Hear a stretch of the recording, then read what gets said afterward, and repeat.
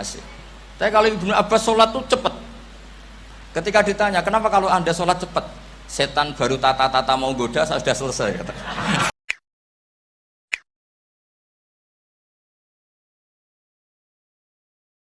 Allahumma sholli wa sallim wa barik ala sayyidina maulana Muhammadin wa ala alihi wa sahbihi asma'in, nama ba'du. Yang sangat saya hormati Kiai Haji Raden Azaim, semua masayikh, semua keluarga besar Kiai As'ad yang saya hormati, juga pemateri kedua atau Mau'izah Hasanah kedua Kiai Haji Muslih dari Madura, mriki wonten Kiai Haji Afifuddin, semua yang saya hormati. Niki saya hadir perjalanan terpanjang karena 1 tahun. Jadi saya dari rumah 2020 sampai sini 2021. Jadi ini perjalanan yang ekstra. Ini bentuk permintaan maaf saya karena kemarin saya datang tapi sudah selesai Gus. Hutang katanya. Ternyata Gus Azaim tidak legowo memaafkan, dia itu ngutang katanya, karena saya kemarin datang tapi terlambat terus dibajak disuruh ngajar Ma'had Ali. Tak pikir itu sudah bayar, ternyata masih diutangkan. Nah ini sudah selesai, berarti saya sudah jadi orang baik lah kira-kira gitu sudah. Jadi sudah bayar utang gitu. Saya mau cerita sebentar tentang khol. Dulu 84 guru saya Kiai Haji Maimun Zubair, semua mas saya se-Indonesia rawuh ke sini untuk muktamar, termasuk bapak kandung saya Kiai Haji Nur Salim ikut datang, ikut menyaksikan betapa pondok ini zaman itu masih Kiai As'ad jadi tonggak sejarah penting dalam NU, yaitu kembali ke Khittah 26. Kita tahu NU dulu itu ormas, kemudian era Gus Wahid jadi partai politik, era Gus Dur karena saran beberapa kiai, wa fi muqaddimihim ada Kiai As'ad, Kiai Ahmad Siddiq dan beberapa kiai, kembali lagi ke Khittah 26, yaitu menjadi ormas, organisasi masyarakat yang menaungi, yang mengayomi, yang menganjurkan mazhab ahli sunnah wal jamaah. Tadi Gus Azaim cerita betapa pentingnya para pendiri, para muassis yang diibaratkan sebagaimana pohon. Saya masih ingat Dawe Mbah Mun. Saya nanti cerita mas saya sebentar, terus cerita kitab Al-Ataqoh As-Somadiyah dikarang Said Muhammad, fawaidnya maksudnya.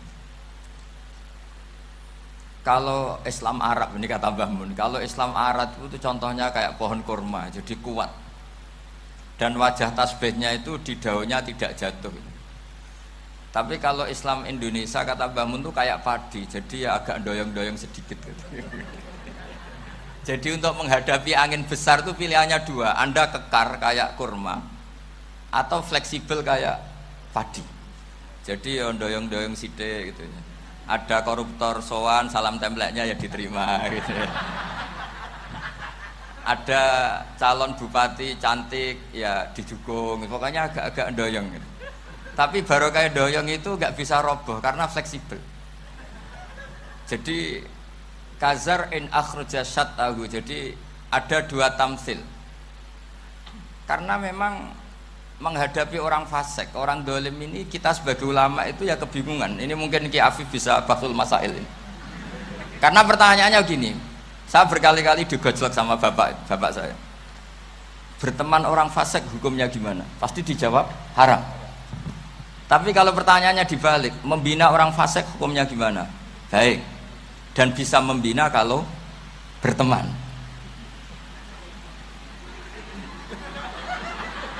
Makanya Gus Azaim pernah bikin seni deh, muktamar seni. Anggap saja madhabnya seperti itu gitu. Jadi ya agak doyong-doyong sedikit. Masa ketop berteman orang yang macam-macam, tapi itu fleksibel. Nyatanya tetap soleh sampai sekarang gitu. Itu berarti itu ya gitu kata Mbah Mun itu. Jadi untuk menahan angin yang besar pilihannya hanya 2, Anda kokoh kayak pohon kurma atau fleksibel kayak padi. Nah Islam Indonesia kata Mbah Mun itu pari wae katanya, padi. Jadi ungkapan-ungkapan para masyayikh ini penting karena khazanah yang saya baca Saya berkali-kali cerita ini dalam kitab Khilyatul Auliya. Itu Abu Nu'aim al-Asfihani cerita tentang riwayat Sufyan bin Uyainah. Ini gurunya Imam Syafi'i. Itu setiap kali Nabi Isa dan Yahya, ini dua nabi yang sekurun, sama-sama masih muda. Nabi Yahya itu senengannya dolan ke orang-orang soleh, menyambangi orang-orang soleh. Tentu itu bagus. Tapi kalau Nabi Isa ini suka menyambangi orang-orang yang fasik, orang-orang yang nggak jelas. Ketika dua beliau ini ketemu, tentu yang perlu jawaban Nabi Isa karena kontroversi, berteman sama orang-orang yang nggak jelas. Kata beliau, innama ana tabibun udawil mardo. Seorang kiai, seorang nabi, orang yang baik itu ibarat dokter. Di mana-mana dokter tuh ngobati orang yang apa? Sakit. Kalau Anda dokter dan peneliti satu penyakit, pasti cari daerah yang banyak pandeminya. Masa neliti pandemi di orang-orang yang apa? Sehat. Jadi ini juga perlu dibahsul masailkan, karena tadi dibolak-balik itu. Bina orang berteman orang fasik hukumnya haram, karena wa in kana dasarrin fajannibhu sur'atan. Tapi kalau bina orang fasik hukumnya baik. Bisa bina kalau berteman. Jadi fikih itu ya karek diwolak-walik. Makanya sholat juga gitu. Sholat yang tumak ninah yang lama itu ya bagus. Masa jagongan mbek pangeran nggak asik? Jagongan sama teman aja asik, masa jagongan sama pangeran tidak apa? Asik. Tapi kalau Ibnu Abbas sholat tuh cepet. Ketika ditanya, kenapa kalau Anda sholat cepet? Setan baru tata-tata mau goda, saya sudah selesai kata. Karena setan itu ya jaga jaim tuh, jaga image. Jadi kalau mau goda orang itu ya surinan dulu, macak-macak dulu. Ternyata mau ke situ sholatnya sudah selesai. Lah kebetulan mazhab saya itu yang kedua itu gitu. Jadi kalau Gus Azaim itu sholat lama sekali. Itu ada mazhab tandingan, yaitu mazhab saya. Itu karena ini sepuh saya, meskipun top beliau tapi sepuh saya. Saya sudah 50, beliau baru 40. Ini berarti baru memulai kiai. Kalau pakai umur nubuah ini baru memulai. Jadi mazhab itu penting. Jadi pembanding itu harus diutarakan. Sehingga dalam fikih manapun itu sebuah mazhab itu harus diuji itu lewat pembanding. Dulu itu setiap debat fikih antar ulama itu mesti nggak ada yang menang. Misalnya saya kiai kelihatan miskin itu ya baik supaya santri-santri yang miskin itu punya teman gitu. Karena rata-rata santri itu miskin. Nah, dikancani kiai kan seneng gitu. Tapi problemnya kiai yang miskin itu ya nggak bisa nolong santri karena dia sendiri apa? Miskin. Makanya dulu Imam Syafi'i itu pengagum orang miskin. Setelah ngaji Imam Malik tanya, ya Imam Malik, orang yang sealim jenengan itu siapa? Jawabnya Imam Malik lucu. Dulu Abu Hanifah, sekarang orangnya sudah meninggal ya. Ilmunya dititipkan atau diwaris oleh Muhammad bin Hasan Asy-Syaibani. Akhirnya Imam Syafi'i dibiayai Imam Malik ke Irak. Imam Syafi'i miskin, bisanya ke sana dibiayai Imam Malik. Itu seperti Abu Yasin Muhammad masyhur, ini murid beliau. Kalau ada santri boyong kan mesti apa? Disangoni. Ketika datang ke Irak, Muhammad bin Hasan Asy-Syaibani itu nata uang, nata emas itu di ruang tamu. Jadi ngitung uang itu di ruang tamu. Miliatan. Ini kaget, ini kiai kok kedonyan kata Imam Syafi'i gitu. Tapi apa kata Muhammad bin Hasan Asy-Syaibani? Anda kagum ini, Anda kaget ini. Kalau kamu menyoal orang soleh kaya, ini tak kasihkan orang-orang fasik. Biar dipakai judi, dipakai selingkuh, dipakai maksiat. Jangan. Harta ini harus tetap di orang soleh. Kalau ke orang fasik bahaya. Berarti kiai boleh kaya, boleh. Semenjak itu ada gerakan kiai kudu sugih. Ya ada yang kesampaian, ada yang enggak gitu aja. Tapi karena kalau pakai logika fikih, harta itu fitnah. Oke, seakan-akan harta itu masalah. Tapi kalau ini dikuasai orang dolim, maka masalah besar. Jika orang-orang soleh ini harus juga menguasai harta. Nah, terus lama-lama dikiaskan kekuasaan. Kalau yang kuasain orang fasik, orang tidak sholat ribet. Akhirnya kiai terus dukung, ya akhirnya ikut politik tadi. Nak menawa bupatine kena diatur gitu. Diatur kon salat orang ngasih proposal, maksudnya diatur keng salat maksud. Ini cerita-cerita apa logika fikih.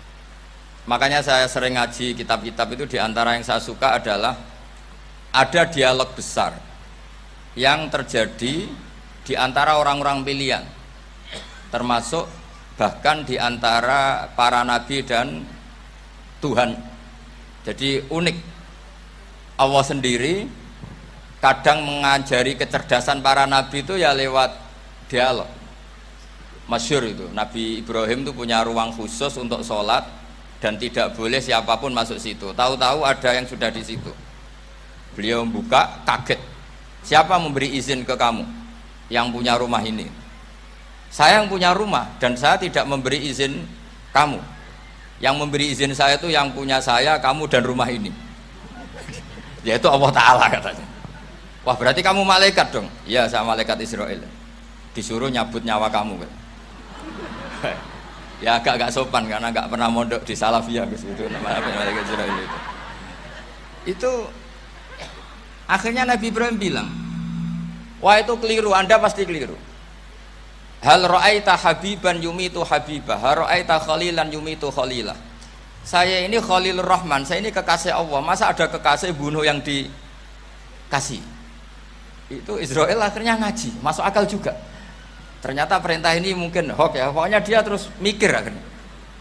Iya ya, masa ini kekasih Allah kemudian oleh Allah dibunuh, dimatikan. Terbanglah Israel, matur lagi, ya Allah, kata Ibrahim, hal ra'aita khalilan yumitu khalilah. Masa kekasih bunuh yang dia apa? Kasih. Kayaknya masuk akal Gusti. Mulai ngaji lah kira-kira gitu malaikat itu. Akhirnya oleh Allah dijawab, ya sudah begini, kamu datang ke Ibrahim bilang, hal ra'aita habiban yakrahu ayyalqa habibah. Masa kekasih tidak siap ketemu yang dikasih? Nah, jadi akhirnya Nabi Ibrahim, Israel datang lagi. Logikanya sekarang enggak gitu, begini katanya, diajarin. Hal ra'aita habiban yakrahu ayyalqa habibah. Masa kekasih tidak siap ketemu yang dikasih? Kata Ibrahim, oke, ya, terus mau meninggal. Jadi kalau jenengan cinta betul sama Allah ya harus, ya tidak usah, jangan sekarang tapi. Kalau mati di rumah aja, kalau di pondok ngerepotnya kiainya nanti. Tapi nanti setelah punya cucu banyak lah. Nah, barokahnya baca ini, dialog-dialog orang pilihan ini akan tersibak. Karena tidak dalam semua kebaikan itu nggak ada logikanya, rata-rata ada logikanya. Misalnya begini, kalau Anda orang soleh, kemudian anak Anda pamit mau sekolah di Jerman, pilihan Anda mengizinkan apa enggak? Karena potensi jadi fasik ya tinggi, karena di tempat-tempat maksiat. Potensi berdakwah dari daerah yang untuk daerah yang tidak ada dai-nya menjadi ada. Itu mesti ulama itu berdebat. Misalnya punya anak pamit mau kembali atau keluarga. Yang satu cara berpikir optimis. Awal ada dai di beberapa negara Eropa itu ya barokahnya imigran, pekerja, mahasiswa. Dan semua itu bumi Allah, harus ada tasbih, harus ada tahmid. Dan itu harus dimulai dari kemauan atau mengizinkan anak asuh kita ke sana. Tapi di sisi yang lain potensi jadi fasik itu tinggi sekali. Wamana iman pas-pasan. Nah, hal-hal seperti ini itu pasti jadi perdebatan. Dan kita harus menjawab. Dan tadi kayaknya di semua Basul Masail Pondok Salafiyah jawabnya pede semua, nggak ada ragu, nggak ada khilaf. Baguslah kalau pede. Meskipun nanti mungkin ada ulama lain yang cara berpikir apa? Berbeda. Sehingga ini saya cerita ya. Sehingga di kitab-kitab fikih, misalnya saya kok hidup di Bali sudah punya komunitas ngaji. Itu kok saya pindah ke Sukorejo sini, banyak ulama yang mengatakan haram karena membiarkan bumi Allah yang sudah pernah ada orang yang sujud kemudian ditinggalkan kosong dan kemudian dikuasai orang yang tidak sujud, jadi dianggap itu pembiaran. Jadi banyak di kitab Qalyubi, sarahnya Mahali, jika ada seorang muslim yang hidup di negara orang kafir, dia nyaman, tidak dapat teror, itu nggak boleh lagi pindah ke negara Islam yang sehat. Karena takutnya li alla yastau liyal kafir tilkal buka, supaya bumi itu tidak dikuasai orang kafir.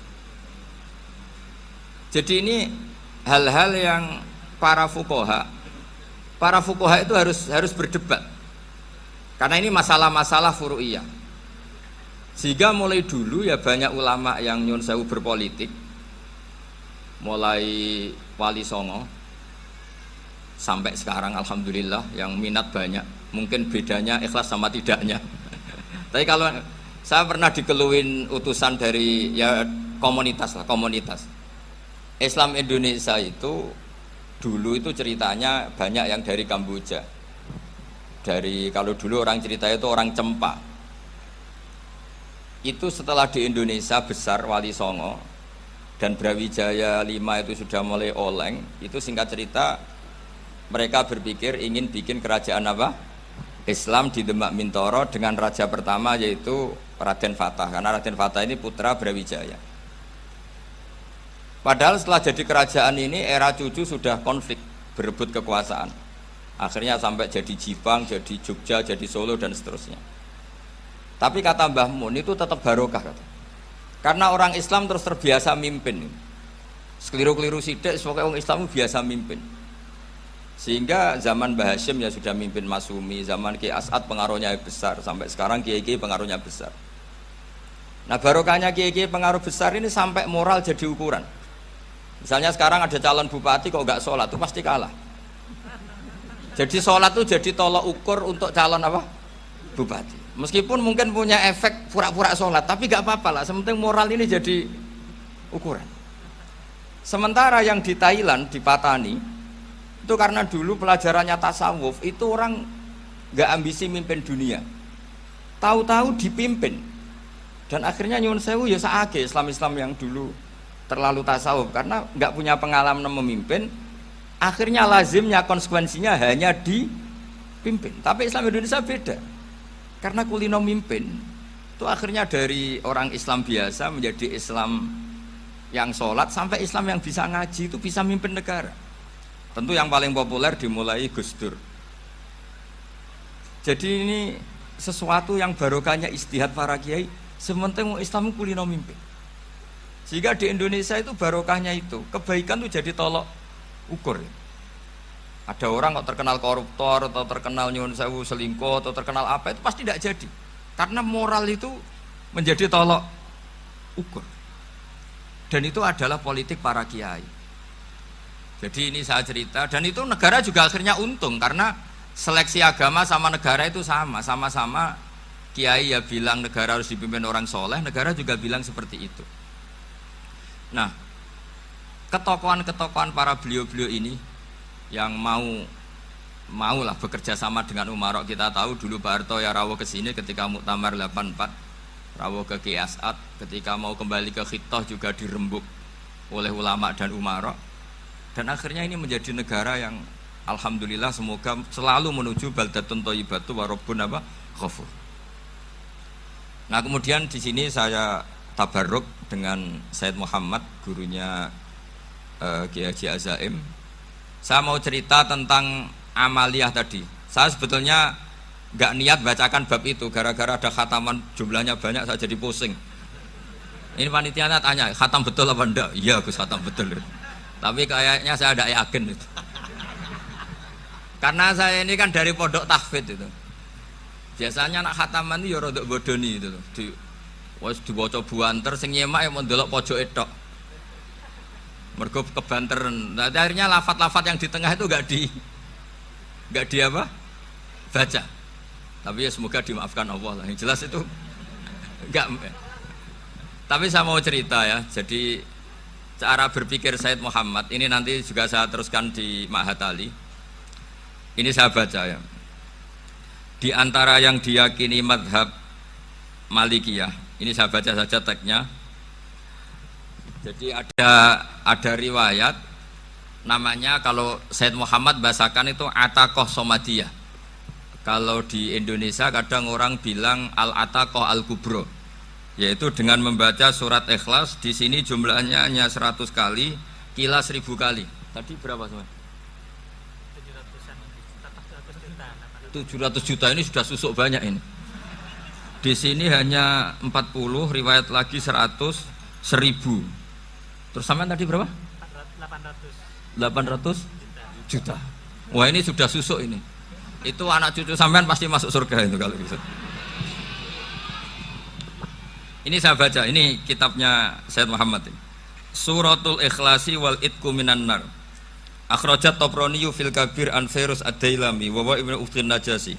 Waqad khadaman Nabiyya sallallahu alaihi wasallam. Orang ini jadi khadimnya Nabi. Qala Rasulullah sallallahu alaihi wasallam, "Man qara'a qul huwallahu ahad mi'ata marratin fi shalat ghairiha katabahu lahu bara'atan minan nar." Ini hanya berapa ini?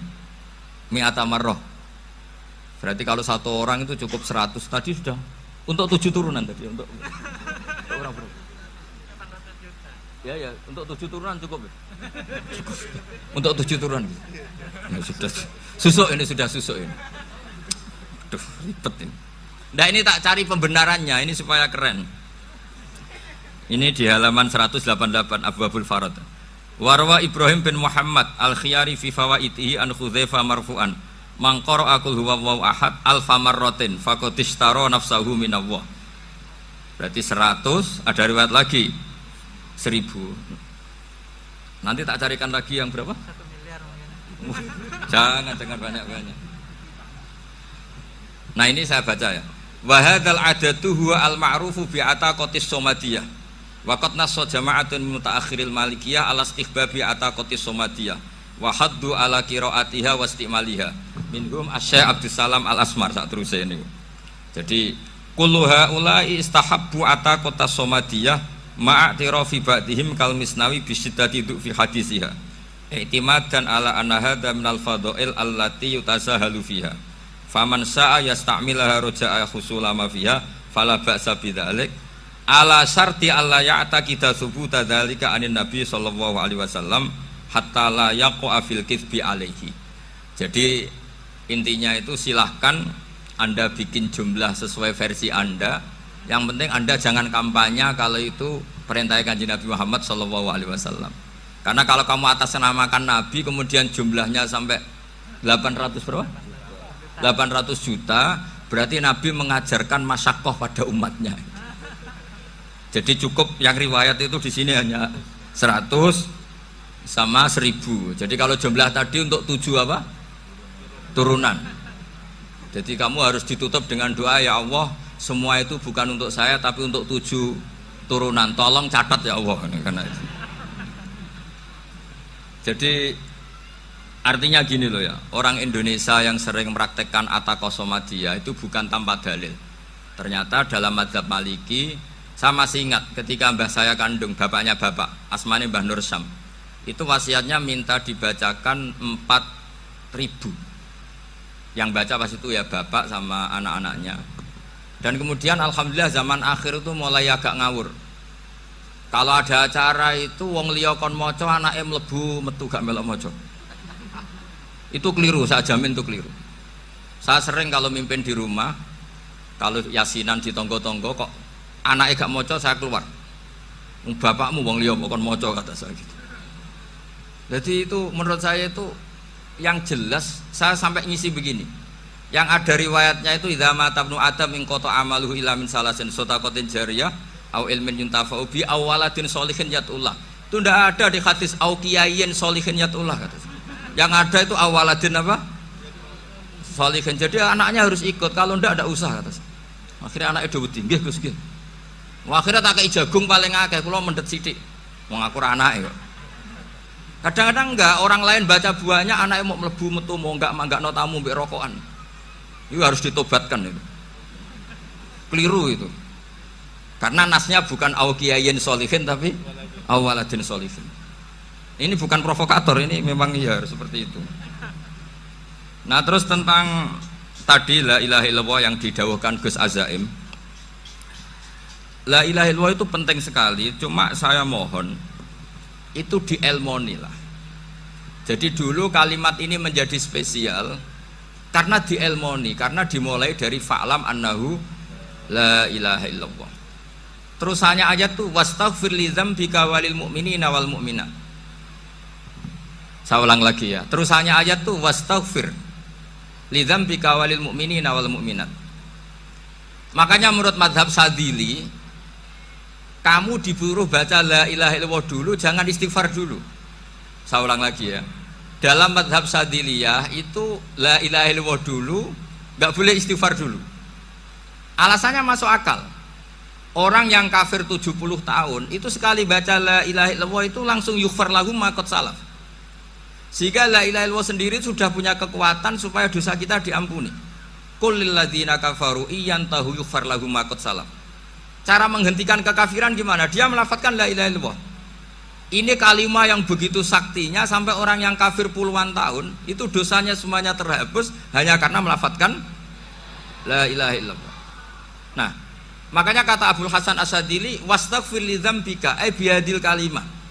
Seseorang sah di istighfar itu kalau melafadzkan la ilaha illallah. Misalnya ada orang kafir mati kafir, sah nggak anak cucunya mengistighfari dia? Tidak sah karena belum melafadzkan la ilaha illallah. Makanya kata Abdul Hasan Asyadili wastaghfir lidzambika ay bihadil kalimah. Sehingga lafadz ini spesial betul. Tapi kadang-kadang beberapa mursyid cara berpikir lain. Ini kalimah thayyibah harus dibaca orang suci, sehingga mendahulukan apa? Istighfar. Untuk supaya pas ngelafatkan kalimah thayyibah sudah dalam keadaan apa? Suci. Itu juga masuk akal. Tapi secara meyakinkan saya sendiri lebih mengikuti manhajnya Abil Hasan Asyadili karena alasannya tadi, yang kafir puluhan tahun saja langsung luntur dosanya karena melafatkan la ilaha illallah. Artinya la ilaha illallah sendiri sudah bagian dari istighfar. Nah, ya tadi buktinya fa'lam annahu la ilaha illallah terus wastaghfir lidzambika walil mu'minina. Jadi orang sah diistighfari itu setelah dipastikan sah tauhidnya. Jadi setelah tauhidnya sah yaitu la ilaha illallah baru sah apa? Diistighfari. Sehingga orang kafir, saya ulang lagi, orang kafir yang mati kafir anak cucunya tidak boleh apa? Tidak boleh menistighfar. Terus saran saya kedua, la ilaha illallah itu filosofinya itu nafyun li uluhiyati ghairillah wa isbatun li uluhiyatillah wahdah. Filosofi la ilaha illallah itu gimana? Menafikan semua selain Allah itu tidak Tuhan dan hanya menuhankan Allah semata. Nah itu caranya gimana? Caranya kita harus terbiasa ini, karena tadi saya dibilangin panitia ini rata-rata mustameknya atau mustamiatnya ini santri. Caranya gimana? Dilatih pakai logika. Saya berkali-kali cerita kalau ngaji, saya sekaligus kampanye. Allah itu Tuhan yang begitu fair. Untuk menjadi Tuhan Allah mempersilahkan, ada kualifikasi Tuhan. Jadi boleh dikompetisikan, itu boleh kata Allah. Gak apa-apa kamu ngaku Tuhan gitu kata Allah. Tapi nak ngaku pangeran itu paling gak ya direputasi lah, ada verifikasinya lah. Dimulai dari apa? Ya kalau jadi Tuhan itu setidaknya bikin langit bumi lah, aturannya gitu. Jadi kalau daftar bupati ya daftarlah ke KPU. Masa tahu-tahu jadi apa? Tuhan kemudian tidak punya prestasi bikin langit bumi. Sehingga Allah itu cara ngendikan itu ya fair. Qul ara'aitum ma tad'una min dunillah aruni madza khalaqu minal ardi am lahum syirkun fis samawat. Coba yang kamu tuhankan selain saya, prestasinya apa? Ketika saya bikin bumi itu apa ikut bikin? Terus am lahum syirkun fis samawat. Kalau bikin langit, kalau nggak bisa ya urun lah gitu. Urun semen apa urun bego, pokoknya urun lah gitu. Urun ora, gawe bumi ora, ngerti-ngerti ngaku dadi pangeran. Kul hatu burhanakum. Jadi ya kan ya lucu kan, misalnya syarat kiai di Salafiyah kan keluarga Kiai As'ad, cucunya ngaji ngalim. Orang keluarga Kiai As'ad terus muni, aku kiai utama di Salafiyah. Oh mesti di penjara ya. Lah yo gak gawe langit bumi, gak ada prestasi terus ngaku sebagai apa? Tuhan. Sehingga fair. Makanya saya berkali-kali cerita.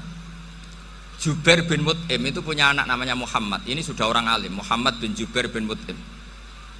Itu cerita awala islami abihi. Mut'im itu orang pinter sekali. Saking pinternya dia jadi delegasinya orang Quraisy datang ke Rasulullah sebagai negosiator untuk membebaskan Asra Badrin, tawanan perang apa? Badar. Yang namanya disuruh itu pasti orang pinter. Tapi apa yang terjadi ketika nginep di masjid, karena zaman itu gak ada hotel, nanti jadi geger. Orang musyrik nginep di masjid hukumnya gimana? Bahsul masail tok. Zaman itu mau tidak mau. Kalau sekarang kan ada hotel, kiai juga punya wisma. Apa yang terjadi? Orang ini cerdas sekali. Dan delalah Nabi pas sholat maghrib itu baca wattur wa kitabim mastur sampai am khalaqus samawati wal ard. Ya kalau kamu jadi Tuhan ya setidaknya menciptakan langit bumi lah. Namanya jadi Tuhan ya ada persyaratan kan. Paling tidak punya reputasi menciptakan langit bumi. Atau kalau jadi Tuhan setidaknya reputasinya itu enggak diciptakan yang lain. Am khuliqu min ghairi syai'in. Ini jadi Tuhan kok punya bapak, punya ibu. Ini jadi Tuhan kok lahirnya di bumi. Ada tanggal lahirnya, ada tahun. Masa jadi Tuhan kok dulu buminya semuanya walhasil tuh.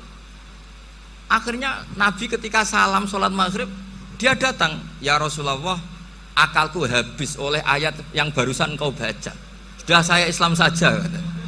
Argumentasi selain Allah Tuhan itu batal. Itu, nah saya mohon santri-santri salafiyah itu baca Quran sampai seperti itu. Jadi jangan hanya khataman banyak-banyakan maksudnya. Ini bukan nyindir ini, ngamuk ini. Jadi ya khatamannya tadilah 1000 atau berapa lah, jangan banyak-banyak. Juga kasihan malaikat yang nyatet kan. Wong baru subhanallah alhamdulillah aja di teks hadisnya abad al malaikah kan di teks. Itu baru subhanallah alhamdulillah itu sudah mencapaikan malaikat. Makanya saya wiridan tuh arang-arang kasihan malaikat karena nanti jadi itu ya ada madhabnya itu. Jadi kalau Gus Azaim sholat lama tak saingi sholat cepet itu sama-sama ada madhabnya. Yang cepet kayak saya tadi, setan pas tata-tata mau goda pas rukuk saya sudah itidal, mau goda itidal saya sudah sujud, pusing dia. Tapi jangan tiru, ini madhab yang agak-agak khusus lah, sudah cara orang Madura agak khilaf sih.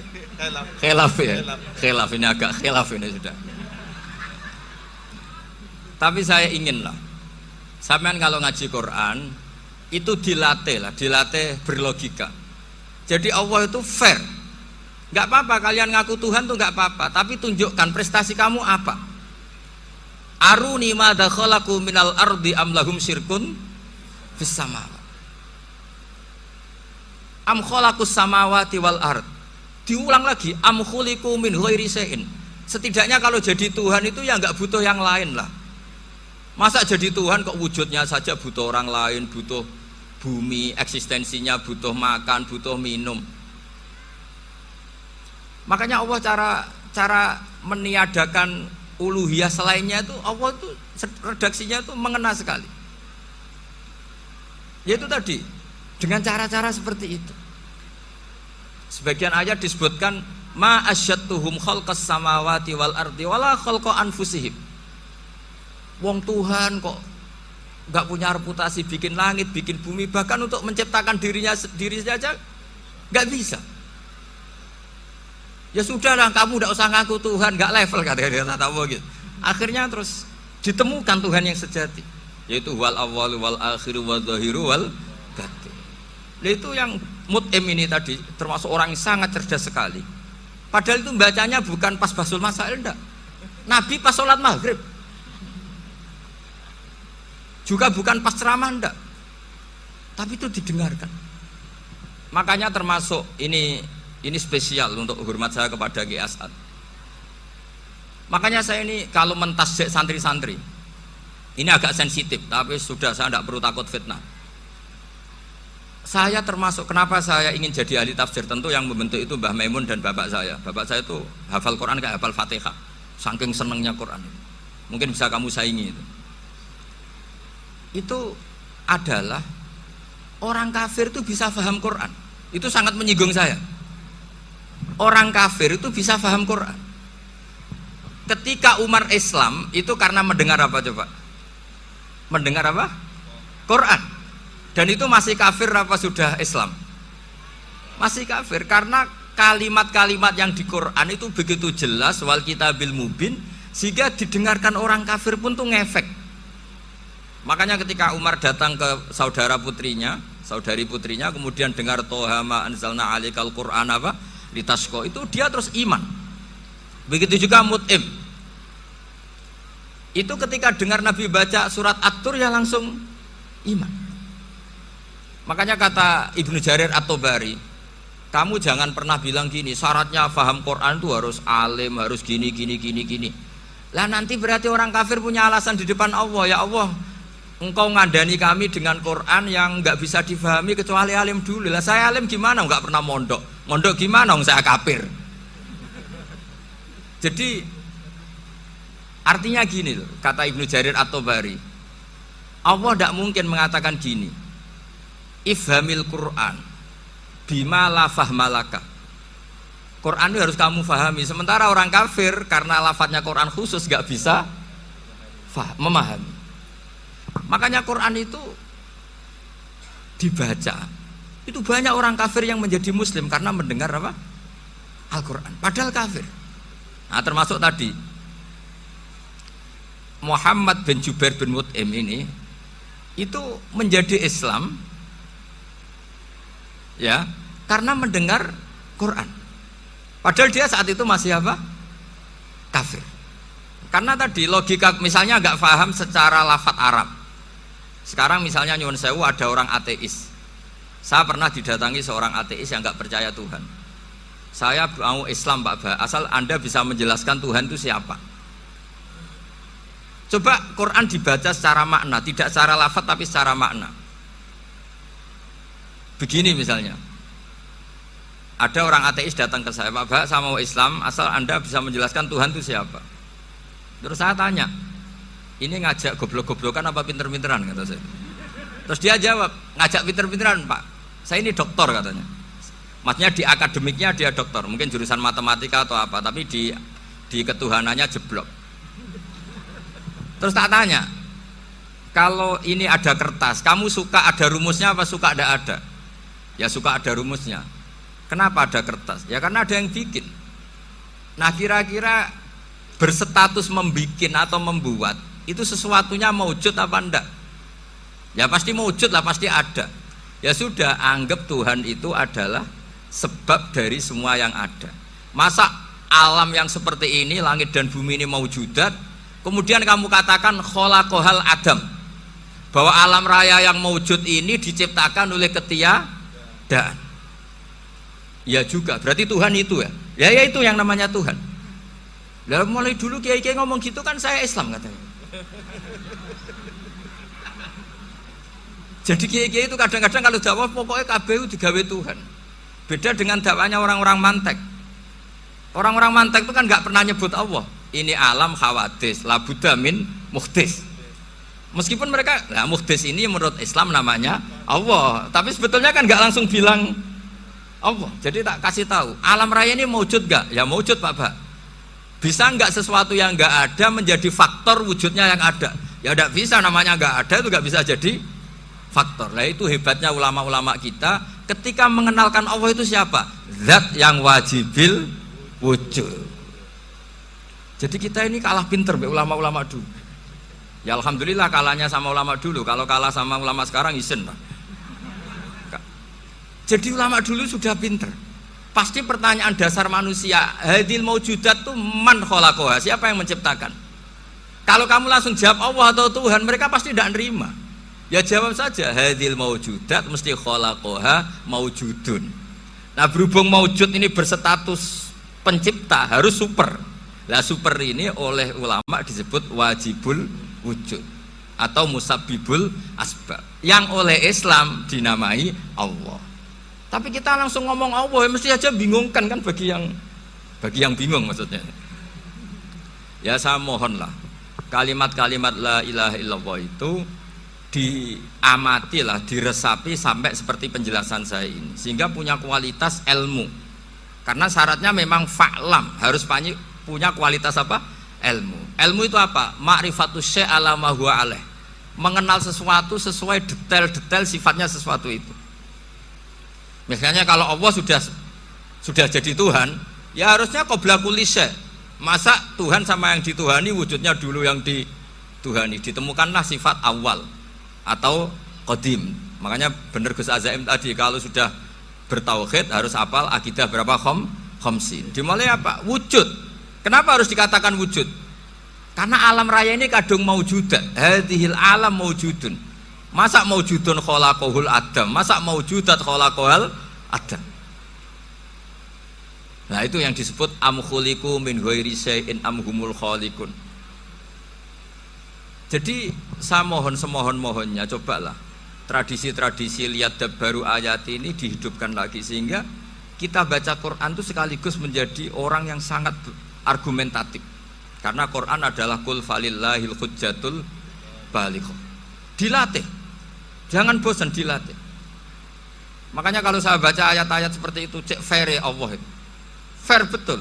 Gak apa-apa saya punya pesaing kata Allah, tapi yang imbang dong. Pas aku gawe langit ya bantulah. Atau ada langit tandingan lah kira-kira gitu. Kalau saya bikin bumi ya ada bumi. Nah misalnya sekarang orang Cina bikin matahari, materinya dari mana coba? Dari yang sudah ada sekarang kan? Tetap saja agak ikut bikin kan? Tapi kalau Allah bikin langit bumi minal adam minal wujud. Kalau mereka paling rekayasa yang sudah wujud di otak-atik. Nah harus sampai seperti itu. Sampai kata Gus Azim kul hatu apa? Burhanakum tadi. Jadi ini cara-cara kita untuk menguatkan iman. Aruni madza khalaqu minal ardi am lahum syirkun fis samawati. Terus kata Allah, itu nih bi kitabim min qabli hadza au atharatim min ilmin. Kalau kamu enggak setuju teori ini kata Allah, cari kitab suci versi Anda. Aturan jadi Tuhan itu apa coba? Ya tetap saja semua kitab suci akan mengatakan di mana-mana Tuhan itu pencipta langit dan bumi. Jangan yang lahir di bumi jadi Tuhan. Jangan Lata Uzza jadi Tuhan. Jangan karena sakti jadi Tuhan. Nah ini di sini pentingnya ilmu balaghah, ilmu mantek yang alhamdulillah di pondok-pondok kita masih diajari. Makanya kata mantek sebetulnya ilmu akal hanya menemukan hadil maujudat khalaqaha maujudun. Nah yang maujud ini siapa? Ya wajibul wujud. Nah kemudian Islam menamai ini Allah Subhanahu wa taala. Makanya ulama dulu itu kalau ngendikan Allah itu siapa? Zat sing wajibul wujud. Itu filosofinya luar biasa. Karena dengan seperti ini bisa menafikan teori ateisme bahwa alam raya ini diciptakan oleh ketiadaan. Makanya saya bilang tadi, ngajak goblok-goblokan apa pinter-pinteran gitu. Lah nek ngajak goblok-goblokan yang ngene, hadhil maujudat khalaqahal adam. Terus kita goblok bareng. Loh iya kan barang maujud diciptakan yang tidak maujud. Wong ora wujud kok mempengaruhi sing wujud. Ya monggo nak goblok bareng kata. Akhirnya, gak lho Gus, saya ini dokter masa kamu ajak goblok? Ya sudah pinter saja kata saya. Alhamdulillah karena debat kecil ini dia menjadi nyaman lagi dengan apa? Islam. Memang saya tentu gak bisa disalahkan doktoralnya karena di ilmu yang selain apa? Teologi gitu. Tapi kan polanya dia pasti pinter. Makanya ini sekaligus mengingatkan anak-anak lah. Kecakapan menjelaskan itu harus dilatih karena di antara kelebihannya Quran itu wal kitabil apa? Mubin, yaitu kitab yang punya kemampuan menjelaskan. Ini yang terakhir saya beri contoh. Terakhir ini penjelasan Quran. Dulu orang kafir itu cara berpikir itu begini, Muhammad, urusan kita ini banyak, problem kita banyak. Masa iya urusan yang banyak ini cukup dengan satu Tuhan? Kalau problem banyak ya Tuhannya harus banyak. Ada Tuhan pohon, Tuhan hujan. Ya kayak Cina itu ada Dewi Kuan Im keberuntungan, ada yang sial, yang pokoknya diurus yang banyak lah. Maka mereka bilang aja'alal alihata ilaha wahida inna hadza la syai'un ujab. Ini aneh, urusan banyak kok Tuhannya satu, ini aneh lah. Tapi Nabi secara sabar, dan yang diomongnya orang kafir, tidak anak Mahatali, orang kafir. Jadi nanti kalau anak Mahatali gak paham Quran kebangetan, orang kafir saja paham. Akhirnya Nabi secara santai, secara rileks memberi penjelasan gini. Kalau Anda menjadi buruh, kalau orang Arab dulu bilang abdan, kamu suka enggak punya majikan banyak, perintahnya beda-beda, semuanya memaksa kamu untuk nurut. Sama punya majikan satu yang baik. Ya enggak suka lah Muhammad kalau majikan saya banyak, semuanya berhak merintah saya, enggak enak. Majikannya satu saja. Terus kata Nabi, Tuhanmu itu majikan kamu. Kalau Tuhannya banyak, kamu bingung, nanti perintahnya banyak. Akhirnya mereka paham. Dan itu segampang itu Allah memberi penjelasan. Darabawa masalah rojulan fihi syuraka umutasyakisuna wa rajulan salamal lirajul hal yastawiyani masalah alhamdulillah. Langsung diberi analogi. Kalau kamu jadi buruh punya majikan banyak yang perintahnya beda-beda, Kemudian jadi buruh yang majikannya satu, kamu milih mana? Ya milih satu Muhammad. Ya sudah. Kalau Tuhannya banyak, perintahnya banyak, kamu juga bingung. Langsung menjadi faham. Nah, ketika ada orang tidak ikhlas, Nabi cara memberi penjelasan juga gampang. Misalnya saya dikasih uang Gus Azaim 1 juta. Kemudian matur nuwun saya sama Pak Afif. Aneh enggak? Saya ini orang aneh enggak? Orang aneh enggak? Itu Nabi kalau mencontohkan orang tidak ikhlas gitu. Kata Rasulullah, orang tidak ikhlas itu sebagaimana orang beli budak. Min kholisi malih, budak itu dibeli dari uangnya sendiri. Kemudian fa'amila hadal abdu, budak ini kemudian bekerja dan a'tohullatahu, hasilnya dikasihkan sama orang lain. Terus Nabi memberi percontohan, ayasurrukum ayyakuna abdukum kadzalik. Apa kamu suka kalau budak kamu seperti itu? Dulu orang-orang dulu kan beli budak untuk disuruh bekerja, terus disuruh setor apa hasilnya. Jadi budaknya kamu yang beli, yang biayai. Kalau sekarang mungkin nggak ada budak, gini lah. Saya nyuruh Zaid, tak kasih mobil, tak kasih bensin, tak kasih uang jalan supaya narik angkot. Hasilnya disuruh ngasihkan saya. Ternyata dikasihkan orang lain dan matur nuwun sama orang. Kamu suka punya budak seperti itu? Ya tidak suka ya Rasulullah. Ya ibaratnya seperti itu. Bumi yang bikin Allah, nyawa kamu yang bikin Allah, semua fasilitas dari Allah. Kemudian kamu menyembah selain Allah. Segampang itu. Dan Nabi telaten sampai dulu yang mayoritas orang kafir menjadi mayoritas Muslim, dan semuanya tanpa paksaan, la ikroha fiddin, karena qad tabayyana rusdu minal ghayy. Nah, cara tabayana gimana? Yaitu punya kemampuan menjelaskan. Wal kitabil apa? Mubin. Ini makanya saya mohon lah, ini saya mohon semohon-mohonnya anak-anak ini kan kader-kadernya Mbah Samsul Arifin, Mbah As'ad, Gus Fawaid, sekarang Gus Azaim, semuanya harus punya kemampuan wal kitabil apa? Mubin. Sehingga diantara sifatnya Nabi itu fatonah, punya kecerdasan. Nabi itu gak pernah debat kalah itu, meskipun sudah terdesak gak pernah kalah. Pernah Nabi itu ngendikan la adwa wala tiarata, tidak ada penyakit menular. Ada orang yang mungkin kurang suka iseng, ada onta yang sudah gudiken dijejerno sama yang waras, ternyata yang waras jadi gudiken. Akhirnya Nabi diundang lah kira-kira gitu. Ya Rasulullah, kata engkau gak ada penyakit menular, tapi ini onta yang gak gudiken tak jejerkan yang gudiken ikut gudiken, berarti kan menular. Nabi santai jawab, faman jarrobal awal, lalu yang pertama gudiken ketularan siapa katanya. Wah kalau ini asli Nabi, ya sudah seperti itu. Jadi ngiranya dia menang karena yang gudikan pertama nulari yang kedua. Ternyata Nabi tanyanya lagi, faman jarrobal awal, yang gudikan yang pertama siapa? Oh ini asli ya maksud saya itu. Jadi Nabi itu gak pernah kalah, karena Nabi punya apa? Fatona.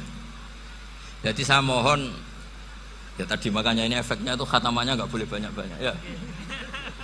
Maksud saya kalau musim khataman ya gak apa-apa, khataman banyak-banyak. Tapi kalau gak musim khataman ya musim-musim tadabbur gitu. Tapi kalau ini musim khataman ya monggo lah.